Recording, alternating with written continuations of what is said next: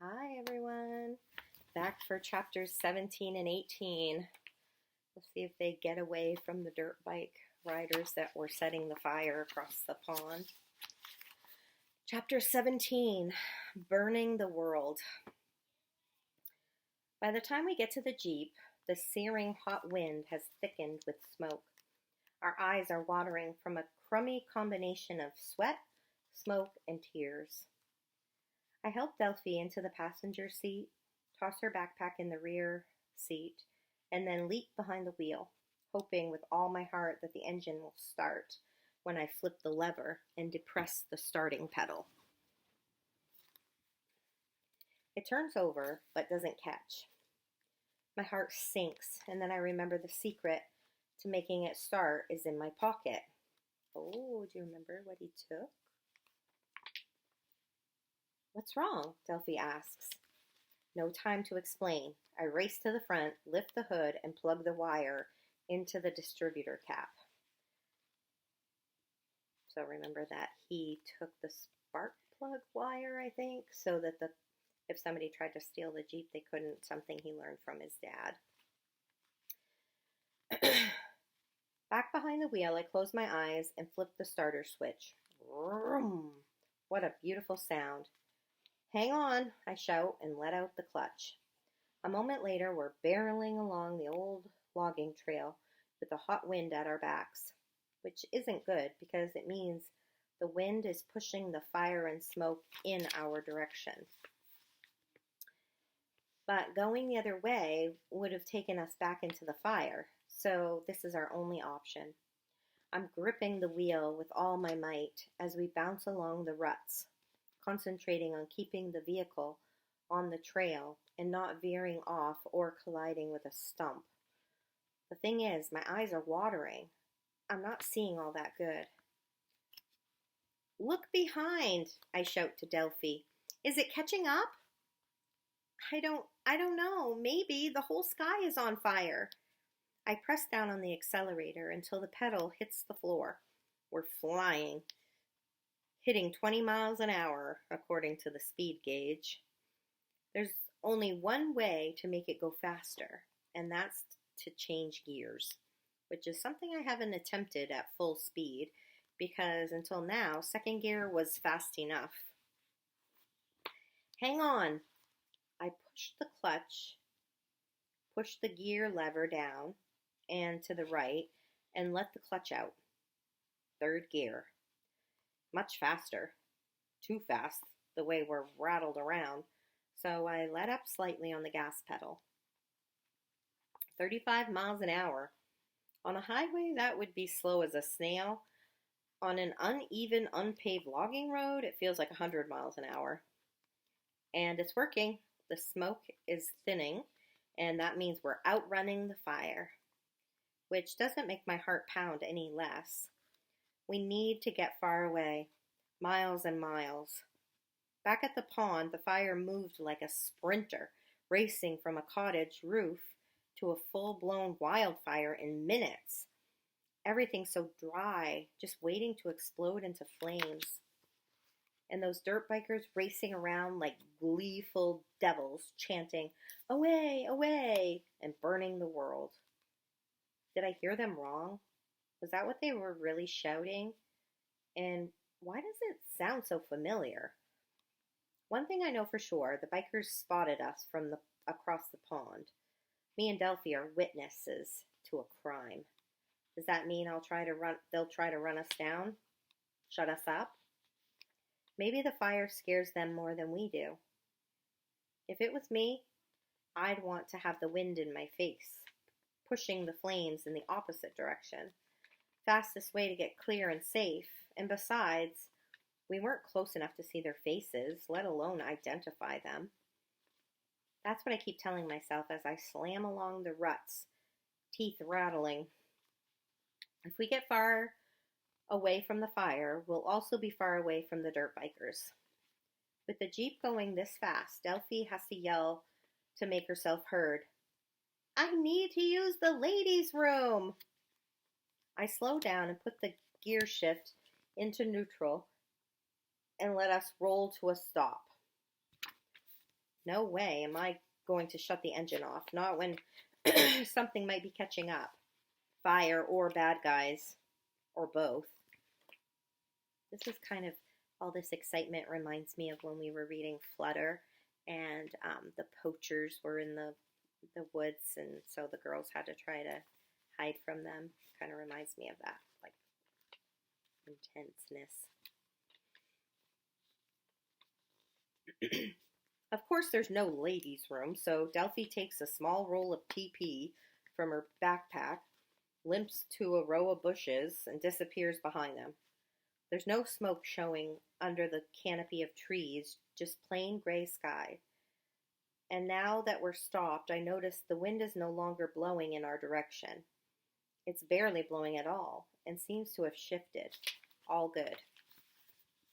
I strain to listen for the chainsaw sound of the dirt bikes, but can't hear anything. Delphi comes limping back and heaves herself into the passenger seat. Sorry. It's okay. The radio is in your backpack, right? Maybe we can get an update on the fire. I crank the little radio as fast as possible, then turn it on and slowly pan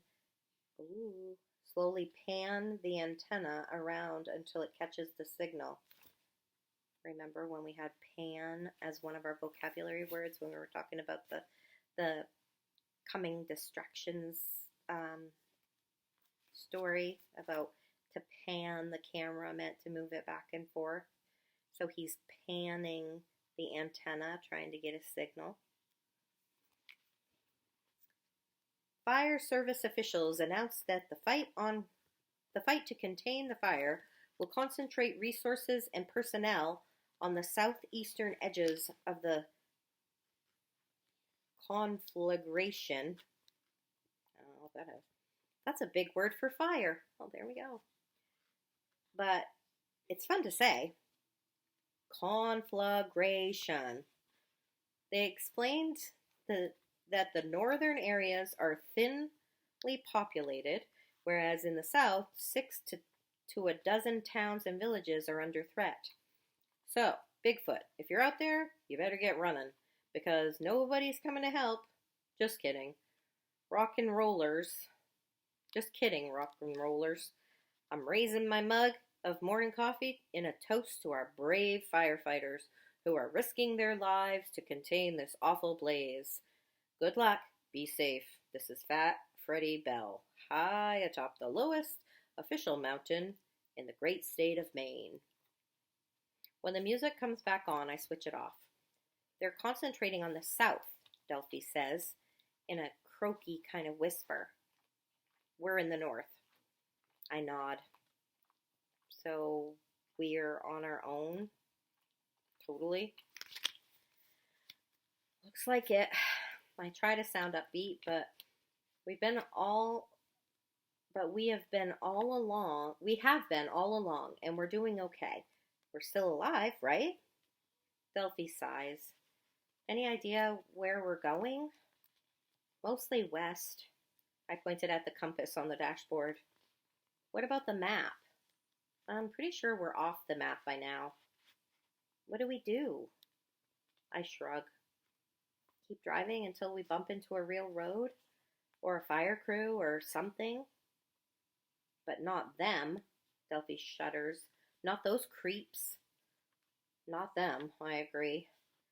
I can't believe I waved at those jerks. Doesn't matter now. We're making good progress. I get the Jeep back up to third gear and keep going for what must be a solid hour. Chalking up the miles, figuring maybe 80 more miles in the tank before we run out of gas. Not sure how far away from the fire we've gotten, but the old logging road meanders around. That's a good word. Meanders. Kind of means like meanders around, like kind of like that. Looking for a level pathway through the deep woods. Deep and getting deeper. The spruces and pines are much taller here, towering into the gray sky, blocking sunlight. Kind of spooky, really. Like if you turned your back, The giant trees might come alive. Of course, they are alive, but you know what I mean. I'm thinking about how I'll describe all this to Mom, how I'll make it a really good story when we come around a corner and everything changes. Standing tall in the pathway is a great big moose, a big bull moose with antlers like radar scoops, and he's not about to move. I jam on the brakes. We start to skid, turning sideways as I fight for control. The wheels hit the ruts the wrong way, and suddenly we're flying through the air. That's not good, right? Okay, chapter 18. It's a girl thing. By rights, we should be dead. In a forest full of sharp branches and big rocks, we're somehow flung into a thick patch of soft ferns. I land on my back, hard enough to knock the breath out of me. I turn over onto my hands and knees, gasping for air. 10 feet away, deep in the ferns, I see Delphi with her big eyes wide open, staring in amazed confusion. "What happened?" she asks. "Moose," is all I can manage to say. "I mean, to your Jeep. I thought it was going to land on top of us." I crawled out of the ferns onto the logging road and can't believe my eyes. The Jeep is up on its side. Undercarriage exposed, leaning against a tree, one tire still spinning. Delphi's right. If the tree hadn't been there to block it, the vehicle might have killed us. The moose is gone, vanished back into the woods. Delphi limps over, puts a hand on my shoulder. "I'm so sorry. I know that Jeep was like your friend or something." I don't know what to say. If we don't have the Jeep, how are we going to escape the fire? How are we going to find our way back to civilization? It's not like firefighters are on their way to save us. Delphi cautiously approaches the Jeep. "You think it's totaled?" she asked. I don't know. I feel helpless. Glass from the shattered headlights and the smashed windshield is scattered across the ground. Other than that, the Jeep looks more or less in one piece, except it's leaning up against a tree. Canned goods and water jugs have been thrown in the underbrush. I gather them up while I try to figure out what happens next. Meanwhile, Delphi finds herself a new walking stick and then snags her backpack from the leaning Jeep. She perches on an old stump and starts winding the charger on the radio, then aims the antenna around, honing in on a signal, which is stronger than it was the last time. "Your WRPZ host, Fat Freddie Bell, high atop the lowest official mountain in the great state of Maine. Wish I had better news, but the fact is, it's getting worse. In the early morning hours, wildfire erupted in the vicinity of remotely situated Piney Pond and quickly engulfed hundreds of acres, cutting off power to this corner of the county. We're on backup generator now, with enough fuel for a few days. Heck, I'll siphon the gas out of my car if it comes to that. I'm planning on sticking it out and making these reports in the hope it will help. If there's anybody listening, phone lines are down too, so I can't be sure of that. But if you are listening, here's something you need to know. Satellite images indicate that the Piney Pond fire was probably arson. Hard to believe there's someone out there angry enough or evil enough or stupid enough to deliberately start a fire in a tinder-dry forest. But what do I know? I'll tell you this much. It's getting personal. I can see fire and smoke from the studio window. Miles away, but moving in this direction. And you know the weird thing?